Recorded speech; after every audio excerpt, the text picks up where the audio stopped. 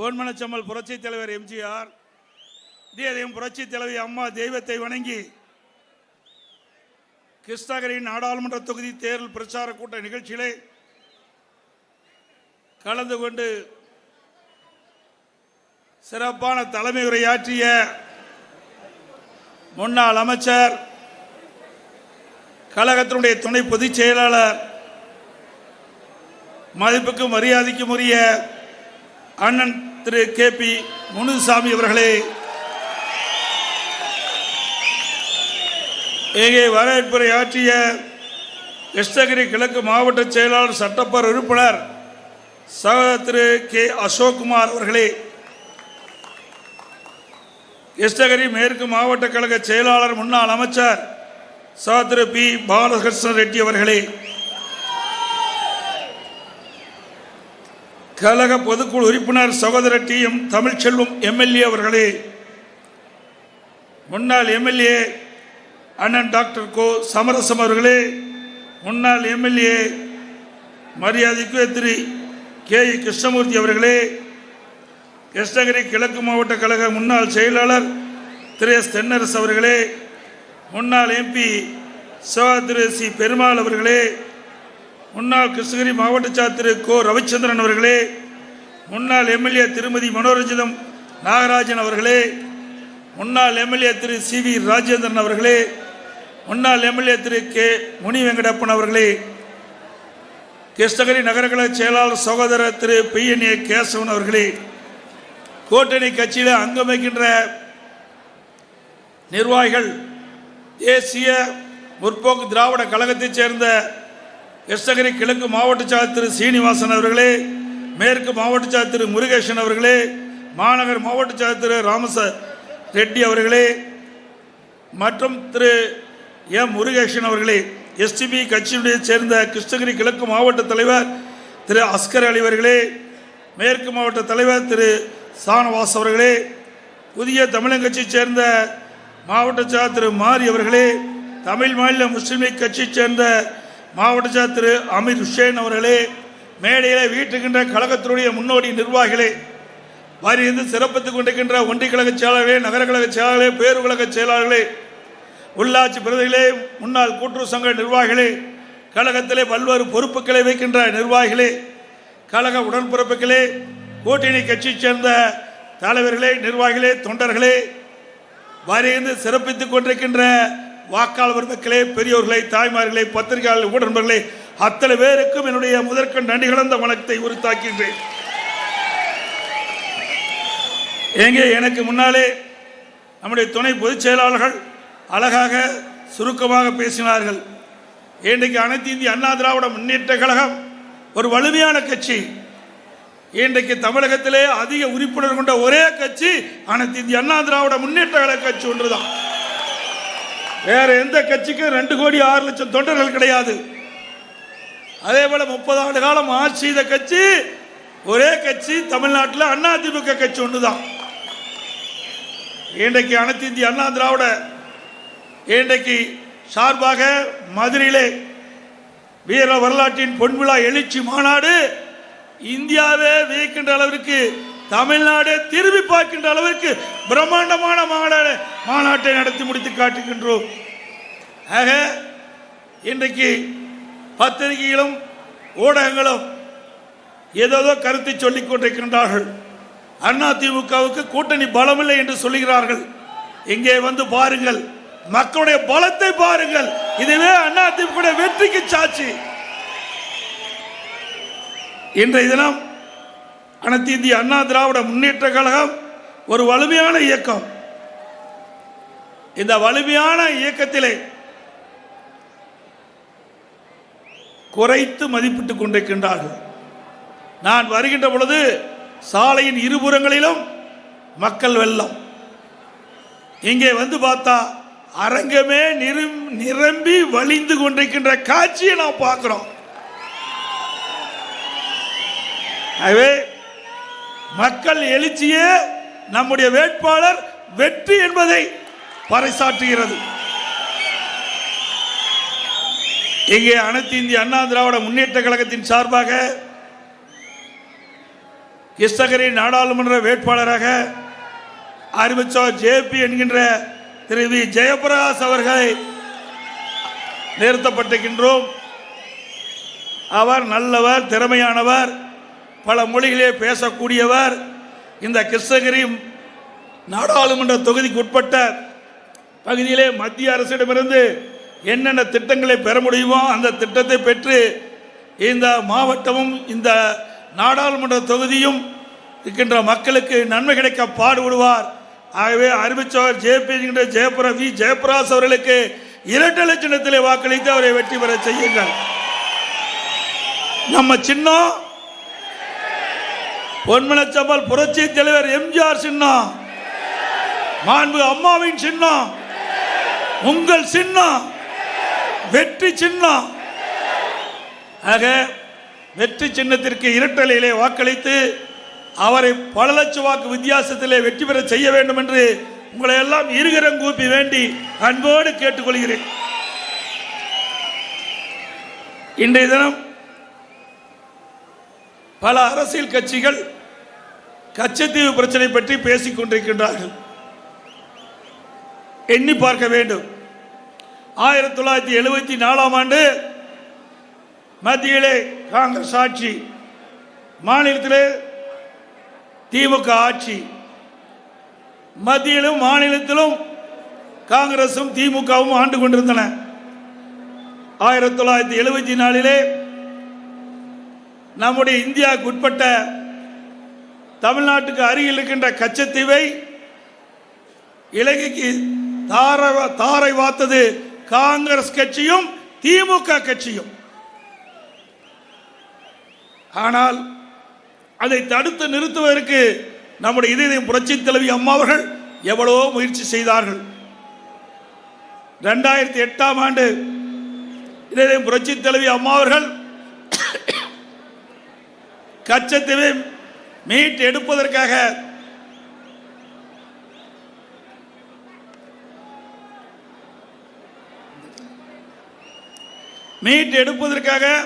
உச்ச நீதிமன்றத்தில் அம்மாவே வழக்கு தொடர்ந்தார்கள். அந்த வழக்கு நடைபெற்றுக் கொண்டிருந்தது. அப்பொழுது மத்தியிலே காங்கிரஸ் ஆட்சி, தமிழகத்திலே திமுக ஆட்சி. அவர்கள் கண்டுகொள்ளவில்லை. ஆனால் கச்சத்தீவை மீட்டெடுக்க வேண்டும் என்று நம்முடைய இதயம் புரட்சி தலைவி அம்மா அவர்கள் அந்த முயற்சி எடுத்தார்கள். 2011ஆம் ஆண்டு வருவாய்த்துறையின் மூலமாக அம்மா போட்ட வழக்கிலே அதை இணைக்கப்பட்டது. 2014 மத்தியிலே ஆட்சி மாற்றம், பாரதிய ஜனதா கட்சி ஆட்சிக்கு வந்தது. மாண்பு அம்மா அவர்கள் கச்சத்தீவை மீண்டும் தமிழ்நாட்டு இந்தியாவோடு இணைக்க வேண்டும் என்று பிரதமர் அவர்களுக்கு கடிதம் எழுதினார்கள். பிறகு பாரத பிரதமர் அவர்களை நேரிலே சந்தித்து கோரிக்கை வைத்தார்கள். கச்சத்தீவை மீண்டும் இந்தியாவுடன் இணைக்கப்பட வேண்டும், தமிழக மீனவர்கள் பாதிக்கப்படுகிறார்கள், அதை நிறைவேற்ற வேண்டும் என்று அம்மா அவர்கள் பிரதமரிடத்திலே கோரிக்கை வைத்தார்கள். ஆனால் மத்திய அரசு செவிசாய்க்கவில்லை. இப்பொழுது மத்தியிலே ஆட்சி செய்கின்றவர்களும் இங்கே இருக்கின்ற பாரதிய ஜனதா கட்சி தலைவர்களும் கச்சத்தீவை பற்றி பேசிக் கொண்டிருக்கின்றார்கள். அவர்களுக்கு பேசுவதற்கு என்ன இருக்கின்றது என்று தெரியவில்லை. 10 ஆண்டு காலமாக இது கிடப்பிலே போட்டுவிட்டு இதயம் புரட்சி தலைவி அம்மா அவர்கள் அன்றைய பாரத பிரதமர் திரு நரேந்திர மோடி அவர்களுக்கு கடிதம் எழுதியிருக்கிறார்.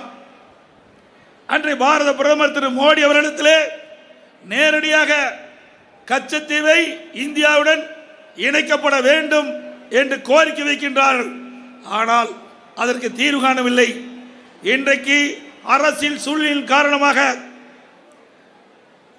வருகின்ற தேர்தலிலே வாக்குகளை பெற வேண்டும் என்ற அடிப்படையிலே அரசியல் ஆதாயம் தேடுவதற்காக இன்றைக்கு கச்சத்தீவு பிரச்சனை எடுத்திருக்கின்றார்கள். உண்மையிலேயே கச்சத்தீவை மீட்டெடுப்பதற்கு போராடி கொண்டு இருந்த ஒரே கட்சி அனைத்து இந்திய அண்ணா திராவிட முன்னேற்ற கழக கட்சி. வேற எந்த கட்சிக்கும் இந்த தகுதி கிடையாது. உண்மையிலேயே நம்முடைய மீனவர்கள் பாதிக்கப்படுகிறார் என்று நன்றாக தெரியும். நம்முடைய மீனவர்கள் மீன் பிடிக்கின்ற பொழுது இலங்கை கடற்படையால் பல முறை கைது செய்யப்பட்டு நீதிமன்றத்தில் நிறுத்தி வைத்து அவர்களை சிறையிலே இலங்கை அரசாங்கம் சிறையிலே அடைத்தது. அப்பொழுதெல்லாம் இந்த மீனவர்கள் பற்றி கவலைப்படவில்லை, கச்சத்தீவை பற்றி மத்திய அரசு கவலைப்படவில்லை. இன்றைக்கு தேர்தல் வந்த காரணத்தினாலே அந்த மீனவர்களுடைய வாக்குகளை பெற வேண்டும் என்ற ஒரே நோக்கத்தோடு அரசியல் ஆதாயம் தேடுவதற்காக இன்றைய தினம் கச்சத்தீவை பற்றி பேசிக் கொண்டிருக்கின்றார்கள். உண்மையிலேயே அவர்கள் மீனவர்களுக்கு நன்மை செய்ய வேண்டும் என்று சொன்னால் அவர்கள் அதிமுக அரசு இன்றைக்கு வருவாய்த்துறை வழக்கு இருந்து கொண்டிருக்கின்றது உச்சநீதிமன்றத்திலே. அம்மா போட்ட வழக்கு, அம்மா மறைவுக்கு பிறகு அதிமுக அமைப்பு செயலாளர் திரு முன்னாள் அமைச்சர் நாங்கள் இணைத்திருக்கின்றோம், இடம்பெற்றிருக்கின்றார். அதற்கு பதில் மனு போட வேண்டும், அபிடவிட் போட வேண்டும். அந்த அபிடவிட்டிலே கச்சத்தீவை இலங்கையை தார பார்த்ததை மீண்டும் மறுபரிசீலனை செய்வோம் என்று அந்த அபிடவிட்டிலே போடுங்க. போட்டாவே நமக்கு கச்சத்தீவு இந்தியாவோடு இணைக்கப்படும். நம்முடைய மீனவர்களுக்கு அங்கே வலைகளை உலர வைக்க, அங்கே மீனவர்கள் ஓய்வு எடுக்க, அந்த பகுதியில் மீன் பிடிக்க ஒரு வாய்ப்பு கிடைக்கும். இனியாவது செய்யுங்கள், பார்க்கலாம். 10 ஆண்டு காலம் கழித்து விட்டு இதை கச்சத்தீவு பற்றியே எதுவும் பேசாமல் இப்பொழுது திடீர் என்று மீனவர்கள் மீது ஒரு கரிசனம் வந்து அக்கறை வந்து வாக்குகளை அவருடைய வாக்குகளை பெறுவதற்காக இன்றைக்கு பாரதிய ஜனதா கட்சி தலைவர்கள் இதை பற்றி பேசிக்கொண்டு இருப்பது வேடிக்கையாக இருக்கு என்பதை இந்த நேரத்தில் சுட்டிக்காட்ட விளைகின்றேன். இன்றைக்கு விடியா திமுக அரசு பொறுப்பேற்று 3 ஆண்டு காலம் ஆகிறது. இந்த 3 ஆண்டு காலத்தில் தமிழ்நாட்டு மக்களுக்கு என்ன நன்மை செய்திருக்கா என்பதை நீங்கள் எண்ணி பார்க்க வேண்டும். எந்த நன்மையும் செய்யவில்லை. இன்றைக்கு இவர்கள் ஆட்சி பொறுப்பேற்ற பிறகு சட்ட ஒழுங்கு அடியோர் சீர்குலைந்து விட்டது, சீர்கெட்டு விட்டது. எங்கே பார்த்தாலும் கொலை, கொள்ளை, திருட்டு, வழிப்பறிவு, பாலியல் வன்கொடுமை அன்றாட நடந்து கொண்டிருக்கின்ற செய்தியை ஊடகத்திலும் பத்திரிகையிலும் பார்க்கின்றோம். அதை தடுத்து நிறுத்த இந்த அரசுக்கு திறமை இல்ல. ஒரு பொம்மை முதலமைச்சர் தமிழகத்தை ஆண்டு கொண்டிருக்கின்றார். திறமையற்ற முதலமைச்சர் தமிழகத்தை ஆண்டு கொண்டிருக்கின்றார். அதனால சட்ட ஒழுங்கை பாதுகாக்க முடியவில்லை. அதோடு போதைப் பொருள் விற்பனை எங்க பார்த்தாலும் தாராளமாக போதைப் பொருள் விற்பனை, கஞ்சா விற்பனை அமோகமாக நடந்துபெற்றுக் கொண்டிருக்கின்றது. இதனால படிக்கின்ற மாணவர்கள், கல்லூரி இளைஞர்கள் கடுமையாக பாதிக்கப்படுகிறார்கள். நாம் பெற்றெடுத்த குழந்தைகள் இந்த போதைப் பொருளுக்கு அடிமையாகி நம் கண் முன் சீரழிகின்ற காட்சி இந்த விடியா திமுக ஆட்சியிலே பார்க்கின்றோம். ஆக இந்த ஆட்சியை விரைவில் வீட்டுக்கு அனுப்புகின்ற நிலை வந்துவிட்டது. இந்த நாடாளுமன்ற தேர்தல் மூலமாக வாக்கென்ற ஆயுதத்தை பயன்படுத்தி மக்கள் இப்படிப்பட்ட அரசுக்கு இந்த தேர்தலில் தகுந்த பாடத்தை வாக்காளர் பெருமக்கள் புகட்ட வேண்டும். இன்றைக்கு திமுக அது ஒரு குடும்ப கட்சியாக மாறிவிட்டது, அது ஒரு கார்ப்பரேட் கம்பெனியாக மாறிவிட்டது. அந்த குடும்ப உறுப்பினர்கள் தான் ஆட்சி அதிகாரத்துக்கு வர வேண்டும். அந்த குடும்ப உறுப்பினர்கள் தான் அந்த கட்சியிலே முன்னிலைப்படுத்துவார்கள். திரு கருணாநிதி, அதற்கு பிறகு ஸ்டாலின், அதற்கு பிறகு உதயநிதியை அறிமுகம் செய்து கொண்டிருக்கின்றார்கள். அது நடக்காது. இன்றைக்கு இந்திய நாடு ஒரு ஜனநாயக நாடு. இந்த ஜனநாயக நாட்டில் யார் வேணாலும் எந்த பொறுப்புக்கும் வரலாம். அப்படிப்பட்ட நாட்டில் மன்னர் ஆட்சி போல திமுக தலைவர் திரு கருணாநிதி குடும்பம் இன்றைக்கு செயல்பட்டு கொண்டிருக்கின்றது. அவை மக்கள் சிந்தித்து பார்க்க வேண்டும். அனைத்து இந்திய அண்ணா திராவிட முன்னேற்ற கழகம் வெற்றி பெற்று வந்தால் இந்த தமிழ்நாட்டில் காப்பாற்ற முடியும். இல்லாவிட்டால் இந்த தமிழ்நாட்டை ஆண்டவனால கூட காப்பாற்ற முடியாது. ஏன்னா தமிழ்நாட்டில் மன்னராட்சி அரசு பரம்பரை போல திமுக குடும்பத்தில் இருக்கின்றவர்கள் தொடர்ந்து ஆட்சி அதிகாரத்துக்கு வந்தால் நாடு தாங்காது. ஏனால் இவர்கள் ஆட்சிக்கு வந்தவுடன் எல்லா துறைகளிலும் ஊழல், ஊழல் துறை இல்லாத துறையே கிடையாது. ஊழல் மலிந்த அரசாங்கம் விடியா திமுக அரசாங்கம். இதை தடுத்து நிறுத்த வேண்டும் என்றால் இந்த தேர்தலிலே நம்முடைய வெற்றி வேட்பாளர் வெற்றி பெற வேண்டும். அது மட்டுமல்ல, அண்மையிலே நீங்கள் பத்திரிகையிலையும் ஊடகத்திலையும் பார்த்திருப்பீங்க, திமுக கட்சியை சேர்ந்த ஒரு அயலக அணி துணை அமைப்பாளர் வெளிநாட்டுக்கு போதைப் பொருள் கடத்துவதாக மத்திய போதைப் பொருள் தடுப்பு அதிகாரிகள் அவரை கைது செஞ்சு சிறையில் அடைச்சிருக்கிறாங்க.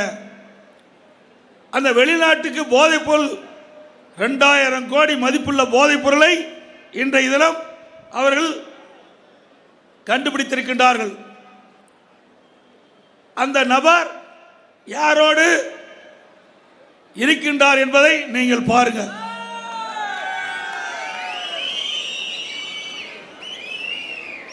யாரோடு இருக்கிறாங்க சொல்லுங்க, பேச மாட்டேங்கிறீங்க. இது யாரோடு இருக்கிறாங்க? நல்ல சவுண்டா பேசுங்க தம்பி. ஆக இப்படி இருக்கின்ற பொழுது போதைப் பொருள் எப்படி ஒழிக்க முடியும்? திமுக கட்சி நிர்வாகிகளே இந்த போதைப் பொருள் விற்பனைக்கு அயல் நாட்டுக்கு கடத்துவதற்கு இருக்கின்ற பொழுது எப்படி போதைப் பொருளை தடுக்க முடியும்? இன்றைக்கு இந்த போதைப் பொருள் கடத்துகின்ற நபர்கள் உயர்ந்த பதவி இருப்பதோடு புகைப்படம் எடுக்கின்றார்கள், நெருக்கமாக இருக்கின்றார்கள், உயர் காவல்துறை அதிகாரத்திலே நெருக்கமாக இருக்கின்றார்கள்.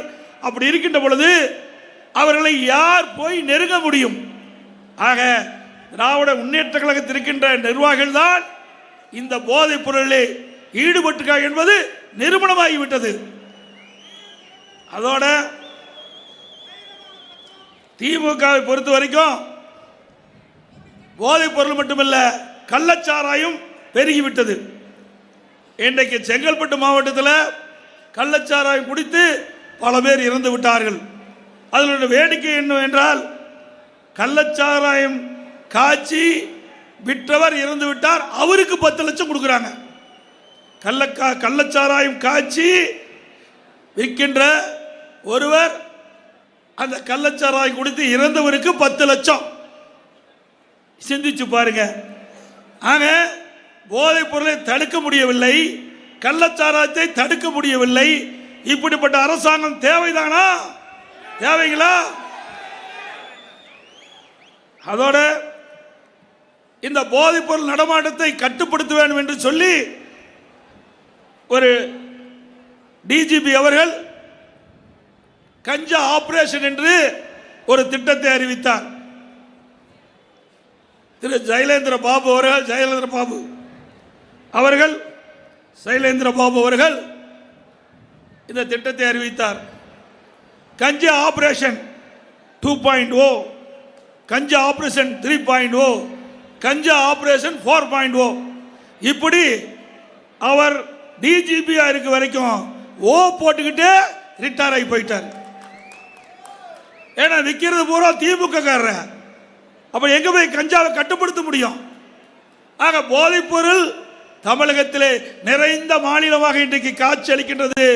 இங்கே வந்திருக்கின்ற பெரியோர்களும் தாய்மார்களும் நம்முடைய இளைஞர்களை பாதுகாத்துக் கொள்ளுங்கள். ஏதாவது போதைப் பொருளுக்கு அடிமையாகிவிட்டால் அவரை யாராலும் காப்பாற்ற முடியாது. அவர் வாழ்க்கை சீரழிந்துவிடும், குடும்பம் நடுத்தருவுக்கு வந்துவிடும். அதோட இன்றைக்கு திரு ஸ்டாலின் எப்பொழுது பார்த்தாலும் பேசுவார், இந்தியாவிலேயே நாட்டிலேயே எல்லா துறைகளிலும் முதன்மை வைக்கின்ற மாநிலம் தமிழ்நாடு என்று பேசுவார். ஆனா தமிழ்நாட்டில் அதுக்கு நேர்மாறா இருக்குது. ஊழல் செய்வதிலே முதல் மாநிலம் கஞ்சா விற்பதிலே போதைப் பொருள் விற்பதிலே முதல் மாநிலம். இந்தியாவிலேயே கடன் வாங்குவதிலே முதல் மாநிலம் தமிழ்நாடு. ஆக இப்படி இதில் தான் தமிழ்நாடு முதன்மை மாநிலமா இருக்குது. நாட்டு மக்களுக்கு நன்மை செய்வதிலே முதல் மாநிலம் அல்ல. ஆட்சிக்கு வருவதற்கு முன்பு எவ்வளவோ அறிவிப்பை வெளியிட்டார் ஸ்டாலின். நாங்கள் வந்தா சொத்து வரி ஏற்ற மாட்டோம் சொன்னார். நகராட்சி பேரூராட்சி பகுதியில் வசிக்கின்ற மக்களுக்கு இன்றைக்கு வீட்டு வரி 100% உயர்த்தப்பட்டு விட்டது. கடை வரி 150% உயர்த்தப்பட்டு விட்டது. மின் கட்டணம் 52% உயர்த்திட்டாங்க.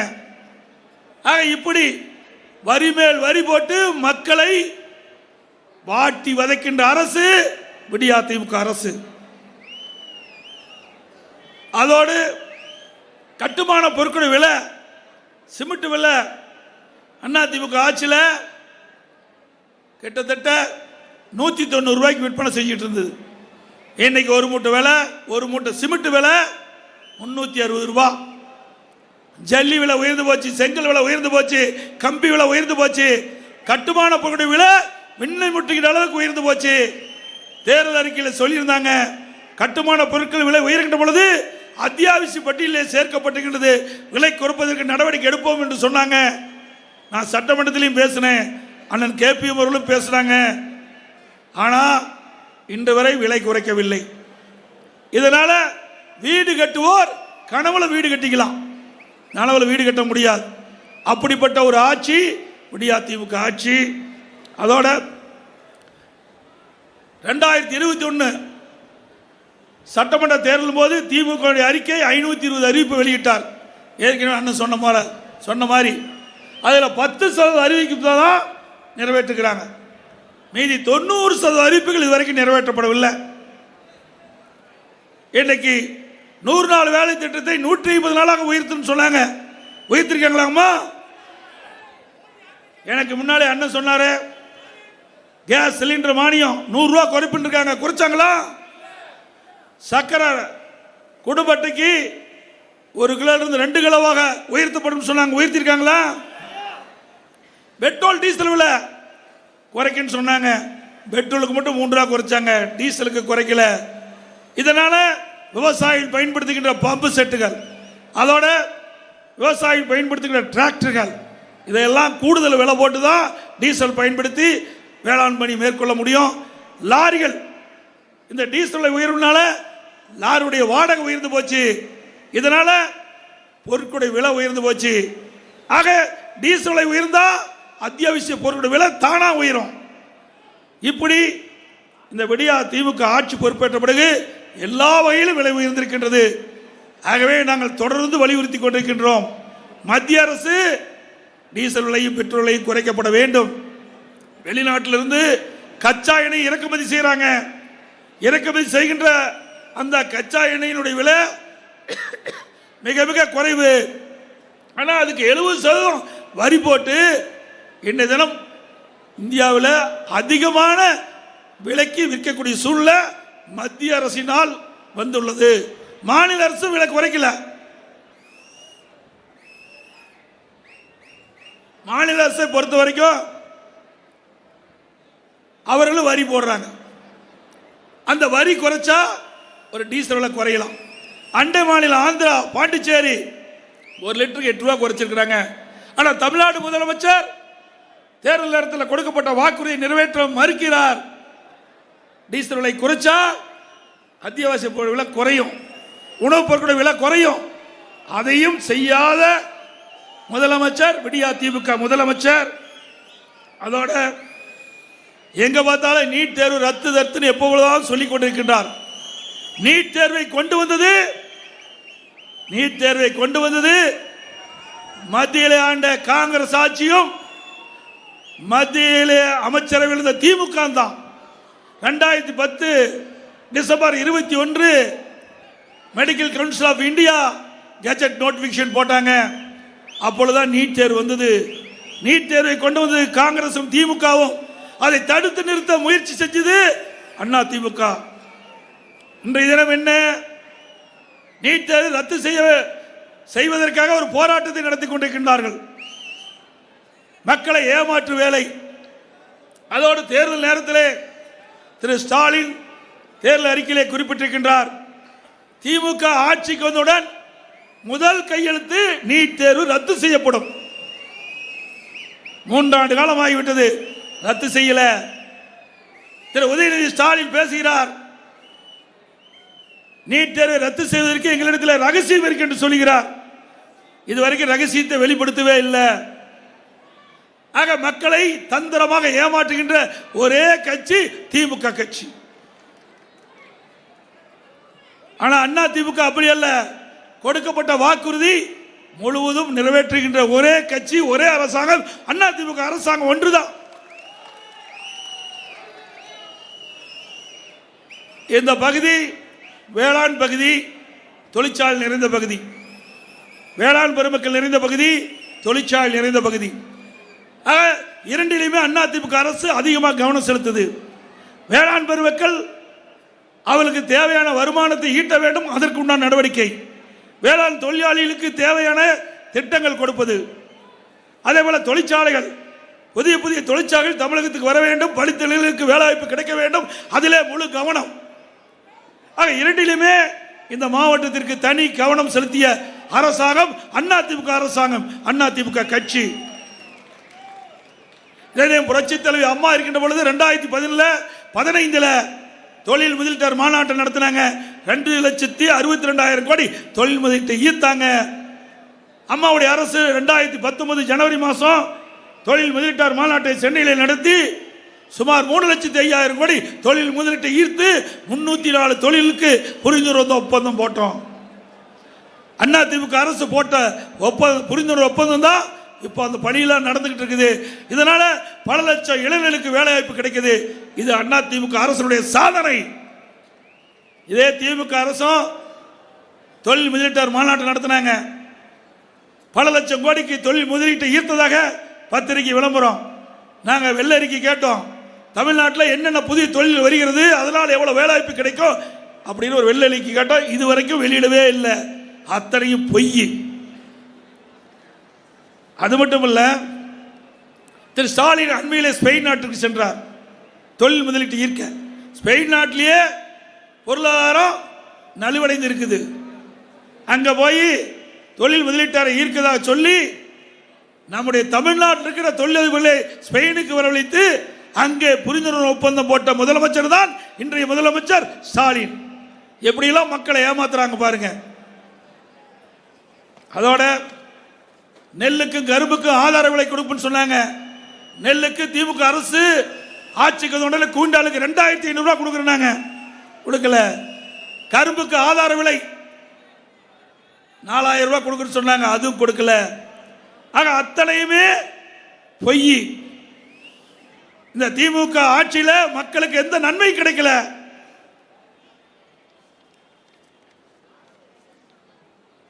இன்றைய தினம் அனைத்து இந்திய அண்ணா திராவிட முன்னேற்ற கழக அரசு இருக்கின்ற பொழுது கிருஷ்ணகிரி மாவட்டத்திற்கு நிறைய திட்டங்களை நாங்கள் அறிவித்து கொண்டு வந்து நடைமுறைப்படுத்தியிருக்கிறோம். திரு ஸ்டாலின் தேர்தல் பிரச்சார கூட்டத்தில் பேசுகிறார். தருமபுரியில் திமுக வேட்பாளரை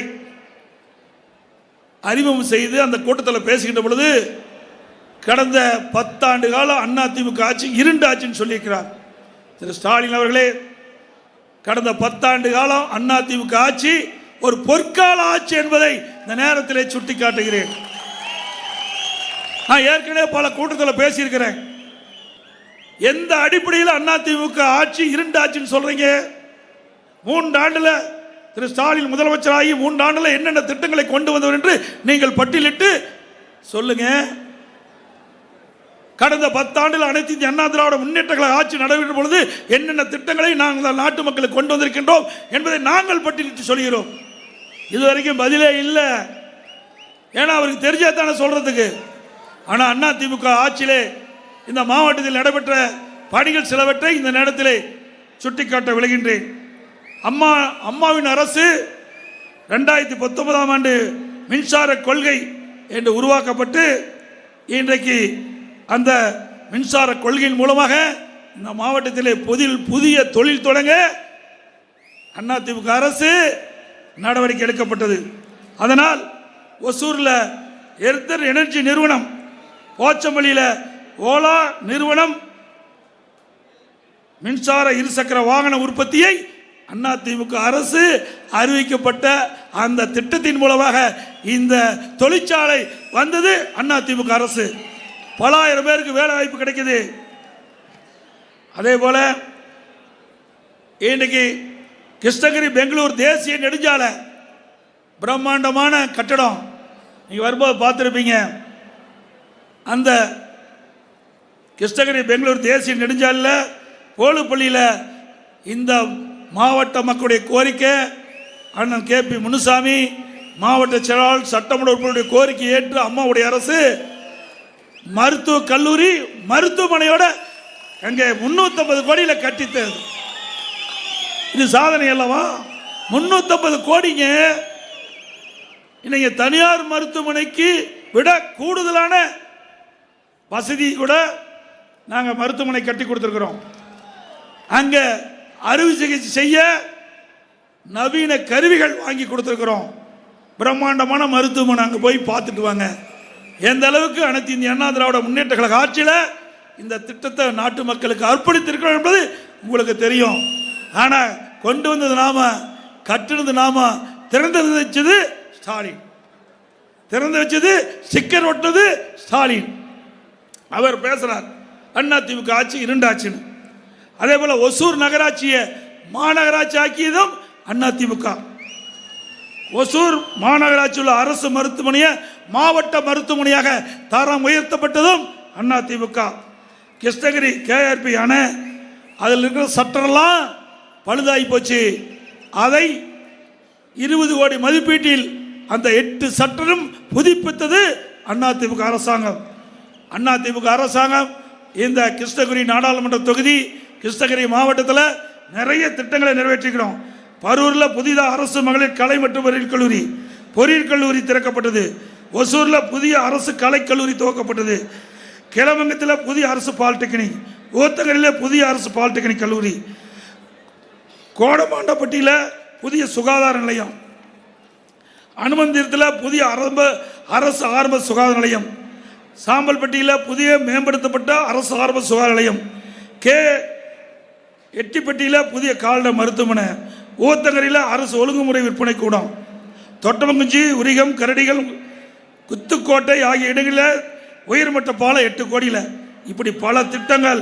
ஒசூர் மக்களின் குடிநீர் பஞ்சத்தை போக்க 100 கோடியில் கூட்டுக்குடி திட்டம் தொடங்கப்பட்டது. அகரம், அரசம்பட்டி, பெண்ணகரளி 2 இடங்களில் பல கோடி மதிப்பீட்டில் பாலம், தடுப்பணை. தென்பெண்ணை ஆற்றின் குறுக்க 70 கோடியில் மேம்பாலம்.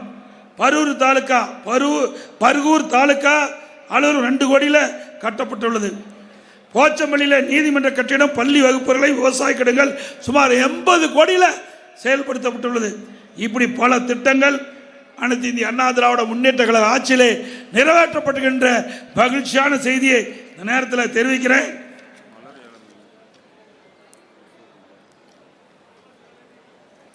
அதோட விவசாயிகள் நிறைந்த பகுதி, விவசாயிகள் உற்பத்தி செய்யப்படுகின்ற மலரெல்லாம் பெங்களூரில் கொண்டு போய் தான் விற்பனை செஞ்சுக்கிட்டு இருந்தீங்க. விவசாயியுடைய கோரிக்கை, அண்ணன் KPயுடைய கோரிக்கை, சட்டமுடைய கோரிக்கை ஏற்று அம்மாவுடைய அரசு இங்கே ஒசூரில் சர்வதேச ஏழை மையத்தை 21 கோடியில் கட்டி இன்னும் திறக்கவே இல்லை. இதனால் ஆண்டுக்கு 2 கோடி மலர்கள் இங்கே விற்பனைக்கு வருது. இதனால் 10 கோடி ரூபாய் விவசாயிகள் நஷ்டத்துக்கு ஆளாகிறாங்க. ஒரு மலருக்கு 5 ரூபாய் இழப்பு ஏற்படுகிறது. 2 கோடி மலருக்கு 10 கோடி ரூபாய் விவசாயிகள் நஷ்டம் பெறுகிறார்கள் என்பதையும் நேரத்தில் தெரிவிக்க விரும்புகின்றேன். இதனால இனியாவது விடியா திமுக அரசு அரசியல் காழ்ப்புணர்ச்சியை மறந்து அந்த சர்வதேச மலர் ஏல மையத்தை கட்டடத்தை திறந்து விவசாயிகள் பயன்பாட்டை கொண்டு வர வேண்டும் என்று அன்போடு இந்த நேரத்தில் கேட்டுக்கிறேன். அதே போல அதிமுக ஆட்சியில் கொண்டு வரப்பட்ட திட்டம் இன்றைக்கு முடக்கி கிடக்குது. ஆம வேகத்தில் செயல்பட்டு இருக்கிறாங்க. நீங்க பார்த்தீங்கன்னா ரூபாய் 233 கோடியில் இணையக்கோள் புதூர் கால்வாய் திட்டம் இடதுபுற கால்வாய் வழியாக வடலாவ் ஏரிக்கும் வலதுபுற கால்வாய் வழியாக தருமபுரி மாவட்டம் காரிமங்கலம் வட்டம் தும்பலஹள்ளி அணைக்கு தண்ணீர் கொண்டு செல்ல பணிகள் பகுதி முடிஞ்சிருக்குது. மீதி எல்லாம் செயல்படுத்தாமல் கிடப்பில் போட்டு ஆமை வேகத்தில் அந்த பணி நடக்குது. அதிமுக ஆட்சியில் கொண்டு வந்த திட்டம் என்பதற்காக விவசாயிகள் பாதிக்கக்கூடிய அளவிற்கு இந்த திட்டத்தை முடக்கின்ற அரசு திமுக அரசு. 220 கோடி ரூபாய் மதிப்பீட்டில் பேரண்டப்பள்ளி முதல் ஜூஜுவாடி வரை 18 கிலோமீட்டர் நீளத்திற்கு வெளிவிட்ட சாலை ரிங் ரோடு அமைக்கும் பணி அதிமுக ஆட்சியில் கொண்டு வந்து நடந்துகிட்டு இருக்குது. ஒசூர் ராயப்பட்ட சாலை முதல் இஎஸ்ஐ மருத்துவமனை வரை ரிங் ரோடு அகலப்படுத்தும் பணி இன்றைக்கு நடைபெற்று வருகிறது. மாடல் சிட்டி திட்டத்தின் கீழ் 30 கோடி மதிப்பீட்டில் மாநகராட்சி உள்ள ராமநாயக்கன் ஏரி மற்றும் கர்னூர் ஏரிகளை அழகுபடுத்தி மக்களுடைய பயன்பாட்டுக்கு கொண்டு வராமல் மெத்தனமாக இந்த அரசு செயல்பட்டு கொண்டிருக்கின்றது செய்தி நேரத்தில் சொல்லி, அது மட்டுமல்ல அதிமுக அரசு இருக்கின்ற பொழுதே நம்முடைய கர்நாடகத்திலிருந்து ஒசூர் வரை மெட்ரோ ரயில் திட்டத்தை கொண்டு வருவதற்கு முயற்சி எடுத்தோம். ஆட்சி மாற்றம் ஏற்பட்டது. இந்த விடியா திமுக அரசு கிடப்பில் போட்டிருக்குது. இப்படி எண்ணற்ற திட்டங்களை கொண்டு வந்த அரசு அதிமுக அரசு. அதிமுக அரசு இருண்ட அரசு அல்ல, வெளிச்சம் கொடுத்த அரசு அதிமுக அரசு என்பதை நேரத்தில் தெரிவித்து அருமை சகோதரர் ஜேபி அவர்களுக்கு உங்களுடைய பொன்னான வாக்கினை இரட்டை சின்னத்திலே வாக்களித்து அவரை வெற்றி பெற செய்யுங்கள். அவர் வெற்றி பெற்று வந்தால் இந்த நாடாளுமன்ற தொகுதிக்கு உட்பட்ட பகுதியில் மத்திய அரசிலிருந்து வாதாடி போராடி உங்களுடைய பகுதி நன்மை பெற வளர்ச்சி பெற வாக்களிப்பி இரட்டலைக்கு வாக்களிப்பி இரட்டலைக்கு என்று சொல்லி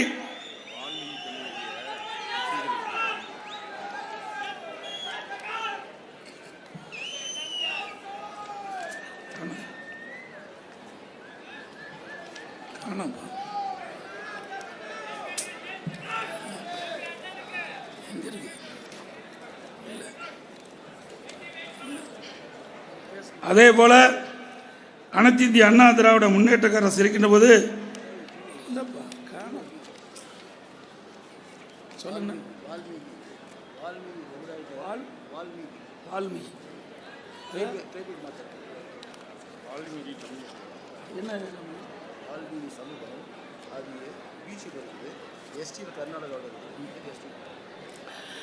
அதே போல இந்த மாவட்டத்தில் வால்மீகி அந்த சமுதாய மக்களை எஸ்டி சமுதாயத்தில் சேர்க்க வேண்டும் என்று பல ஆண்டுகளாக கோரிக்கை வைத்திருக்கின்றார்கள். அதுவும் அனைத்து இந்திய அண்ணா திராவிட முன்னேற்ற கழக வெற்றி வேட்பாளர் வெற்றி பெற்று மத்திய அரசிடம் தெரிவிக்கப்பட்டு அதிமுக ஆட்சி மலர்ந்தவுடன் அவருடைய கோரிக்கையும் நிறைவேற்றப்படும் என்ற செய்தியை சொல்லி இங்கே பிரம்மாண்டமாக இந்த அரங்கே நிரம்பி வழிகக்கூடிய அளவிற்கு இன்றைக்கு கழக நிர்வாகிகள், தொண்டர்கள், பொதுமக்கள், வாக்காளர் மக்கள் இன்றைக்கு காட்சி அளித்தது நம்முடைய வெற்றி வேட்பாளர் வெற்றி பெற்றார் என்பதை உறுதி செய்யப்பட்டது என்ற நேரத்தில் தெரிவித்து தமிழர் உரிமை மீட்போம், தமிழ்நாடு காப்போம். தமிழர் உரிமை மீட்போம், தமிழ்நாடு காப்போம். நான் சொல்றத உரக்கத்த குரல் சொல்ல வேணும். ஒற்றை விரலால் ஓங்கி அடிப்போம், ஒற்றை விரலால் ஓங்கி அடிப்போம், ஒற்றை விரலால் ஓங்கி அடிப்போம். வாக்களிப்போம் இரட்டலைக்கு, வாக்களிப்போம் இரட்டை.